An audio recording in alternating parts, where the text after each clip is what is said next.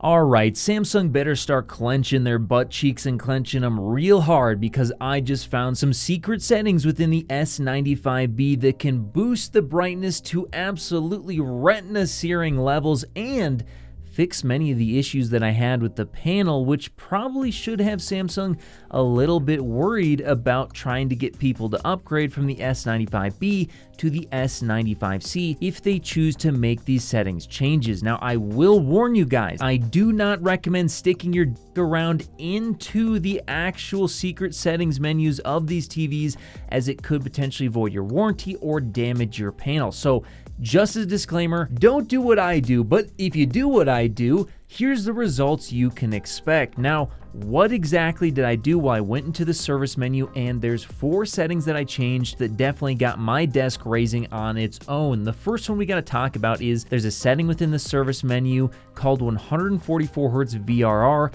which is set to 0. If you set this to 1, this will fix 99% of the issues I had running 144Hz on this panel. What are the issues I had? Well, especially if you have a second monitor, the S95B unfortunately has issues where if you open up a game in full screen, even if you have it set to 144Hz, which I do show you how to do in my Patreon, which I'll have linked in the description below, it will actually most of the time set it back to 120Hz unless you like unplug and replug in your second monitor. Well, for the most part, this fixes that, especially if you're only using the S95B as a monitor. It basically 100% fixes the 144Hz VRR, so that's already good. But then there's 3 other settings that massively increase the brightness and bring it back to pre-firmware change levels of brightness, and probably even much higher. The first one is I changed a setting called Max Lux 1 from 155 to 138, another setting called Ana Peak 2 from 683 to 1023, and then the final setting I changed was default PLC luminance from 48 to 70,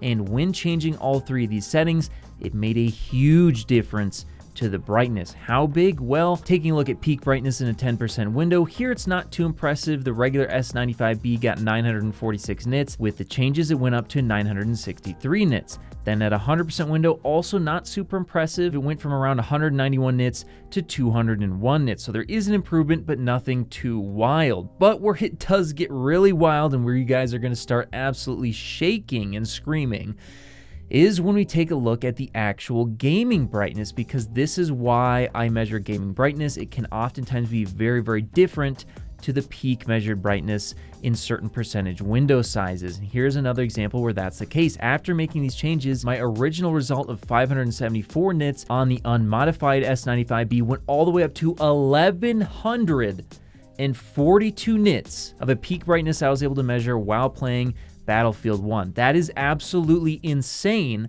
and actually puts it above many mini LED options on the market. So as you can see, these changes can make a very big difference to the brightness of the display, especially when doing things like playing games that are a little bit darker or just using the S95B in Windows. And in fact, this has fixed so many of the issues that, to be honest with you guys, if I wasn't reviewing displays, I probably wouldn't be buying the S95C, knowing how good I can get the S95B to be. There are a lot of reasons as to why upgrading to the S95C could make sense. It's still going to be brighter. It's still probably going to be a lot more durable. It's still probably going to handle the lighting up of the display better and raising of blacks. It probably won't be as much of an issue. And there's many other little changes they've made which will make that display better. But after these changes, the S95B is so bright that honestly, I think it's a really, really good TV and monitor now. Now, I'm not going to show you exactly how to change this stuff in this video. If you want to get that information, I'll have it over on my Patreon, which will be linked in the description below.